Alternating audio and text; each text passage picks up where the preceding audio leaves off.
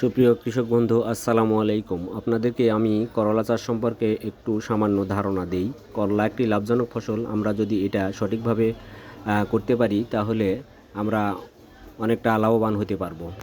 করলা চাষের শুরুতে আমরা যে ভুলটা করি সেটা হলো আমরা করলার চারা না লাগিয়ে বীজ লাগাই। আমরা অবশ্যই চারা লাগাবো, কারণ চারা না লাগিয়ে বীজ লাগাইলে মাঝে মাঝে গ্যাপ হয়ে যায়, যাতে ফলন অনেকটা কমে যায়। আর আমরা চারা লাগানোর পরে আমরা চারার পরিচর্যা সম্পর্কে একটু বলি। সেটা হলো যে চারা লাগানোর পরেই চারার পরিচর্যা শুরু করতে হবে।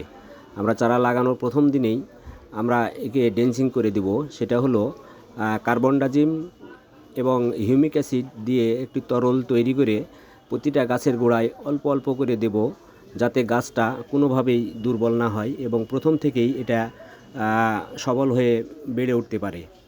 আর বেড়ে ওঠার সাথে সাথে আমরা অন্যান্য কীটনাশক 4 দিন পরে আমরা সাদামাছি, মাকড় এবং পাতা খেকো পোকার জন্যে স্প্রে দেব। আর এরপরে 1 সপ্তাহ পরে আমরা পুনরায় স্প্রেতে আবার যাব।